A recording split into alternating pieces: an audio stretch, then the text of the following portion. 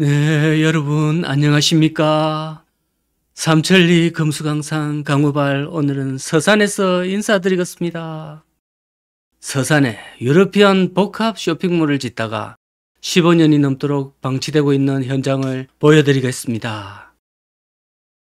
자, 시작하기 전에 충남 서산이 외지고 소규모 도시이기 때문에 좀 간략하게 소개를 드리고 이런 쇼핑몰도 있었다라는 것을 말씀드리겠습니다. 일단 서산은 충청남도에 속해 있고 주변에는 태안군이 있고 위로는 대산항이 있습니다. 당진도 가깝습니다. 서해안에 바로 인접해 있기 때문에 대산과 당진에 수많은 기업들이 입주해서 발달하기 전까지는 접근성이 떨어졌습니다. 그런 관계로 서산에 살면 고집이 센 사람이다 라는 말이 있을 정도로 아주 외진 곳입니다. 서산하면 혹시 서산 대사님이 여기서 혹시 태어나셨나 해서 생가라도 있을까 생각을 하고 왔는데요. 전혀 관계 없더라고요. 그리고 태안하니까 제가 예전에 이 젊은 시절 여기서 군 생활을 몇 개월 보냈습니다. 쭉 한 건 아니고 여기 군에서 이쪽으로 또 보내더라고요. 그래서 한 두세 달 안흥 쪽에서 보내면서 추억이 좀 있는데요. 워낙 세월이 오래되어서 지형도 너무 많이 변해있고 해서 알아보는 데는 한 군데도 없었습니다. 그 당시 경남 쪽에서 여기 오는데 무려 9시간 이상 걸렸다고 합니다.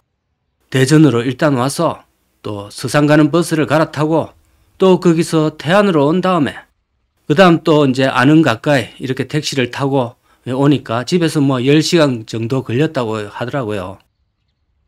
그래서 그 당시 5시간 면회하고 식구들은 다시 또 버스를 타고 9시간 동안 돌아갔던 그런 기억이 있습니다.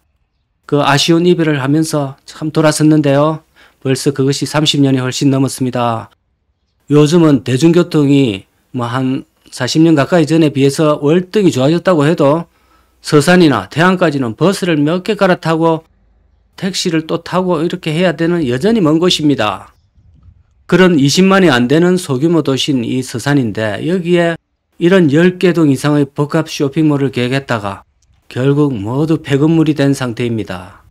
제가 찍은 영상으로 보시면 건물 6개 정도 짓고 조금 해보다가 다 떠난 것으로 보이는데 실제로 조감도를 보시면 6개 동 말고도 뒤로 큰 관광호텔과 또 큰 건물을 합쳐서 10개 동 이상을 계획을 했습니다. 아주 제법 소규모 도시에서는 큰 정도의 이제 규모입니다. 이게 유럽풍 스트리트몰이 특징인데 그 당시 2009년 때만 해도 해외 유럽 여행이 지금처럼 흔한 편은 아니었고 개모임으로 몇 년 모은 돈이나 가족 간의 큰 행사를 기념해서 유럽을 가곤 했습니다.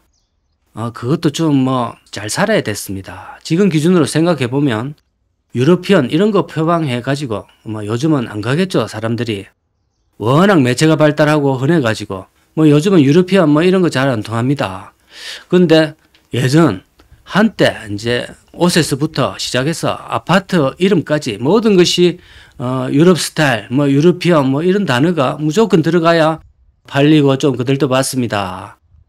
이제 서산하면 한우도 유명하고 또 젓갈이나 또 고구마 말랭이 등 특산물이 유명해서 그런 것을 연계한 쇼핑몰로 키워도 괜찮을 것이다 생각을 했던 것 같습니다. 한참 서해안 고속도로가 뚫리면서 서울 경기권에서 태안 서산 쪽으로 많이 넘어올 수도 있었고 또 당진도 한참 공업화가 이제 성장하면서 당진도 투자의 핫플레이스였던 그런 때가 있었습니다. 그런 여러 가지 서해안 개발 호재를 다 고려하고 지었겠지요. 안면도도 가깝고 서해안 해수욕장들도 여러 군데 있고 좋게 보기 시작하면 이것도 아주 좋은 곳입니다. 경기, 서울, 인천 여기 사는 분들이 당일치기로 서산에 내려와서 탁 트인 바닷가 풍경과 또 시푸드를 자셔주시고 가족들끼리 드라이브 삼아 이런 복합 쇼핑몰에 와서 특산품 2손 가득 들고 가시면 참 좋았을 텐데 이렇게 되어버렸으니 그런 계획은 다 물거품이 됐습니다. 근데 제가 여기에 차로 달려보니까 드라이브 코스로는 태안 쪽이 산과 바다가 조화롭게 어우러지면서 정말 경치가 좋았습니다. 길가에는 중간중간에 서산 구매 관련 상품들도 많이 팔고 또 해산물 음식점도 참 많이 있어서 좋았습니다. 만일에 캠핑카가 있으면 한 달 정도는 머물러도 전혀 손색이 없는 그런 곳이올시다. 서산이 60년대 때만 해도 27만 명이나 될 정도로 인구가 결코 적은 곳이 아니었는데요. 결국 다 서울로 집중이 되었고 바로 옆에는 당진, 성문 국가산단과 대산항 개발로 인해서 인구가 더 유출이 되었습니다. 서산에 이런 큰 쇼핑몰이 애초에 좀 말이 안 되던 것이라 결론이 나옵니다. 그러니까 거의 한 10만 정도가 줄은 결과가 됐습니다. 이 건물들이 정말 너무 멀쩡한데 어떻게 활용했으면 좋겠습니까? 주로 이제 댓글에 요양원으로 쓰면 좋겠다 하는 이런 글을 많이 보는데요. 그렇게 되면 전국이 요양원 천국이 됩니다. 왜냐하면 빈 건물이 너무 많은데 요양 인구 한 명이 한 건물 정도 다 차지해야 해결될 것 같습니다. 1인 1건물 이렇게 해야 되겠죠. 우리 한국이 이제 성장 시기에 그런 공식과 상식을 이제는 다 폐기해야 될 때가 온 것 같습니다. 예전에야 사람이 많으니까 수중에 목돈이 좀 있으면 식당, 다방, 보세 옷가게, 화장품 가게, 반찬 가게 이런 거 늙음하게 열면 그때는 망하는 거 별로 못 봤습니다.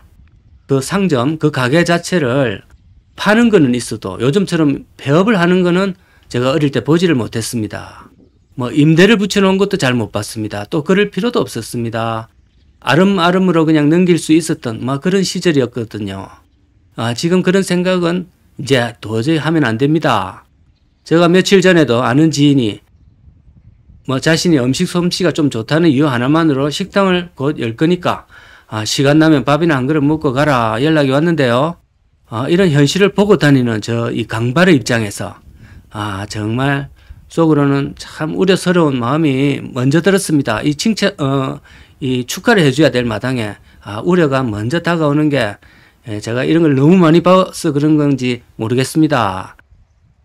왜냐하면 우리가 운전 잘한다고 택시 기사나 트럭 기사 성공한다는 그런 공식이 성립하는 건 아니거든요.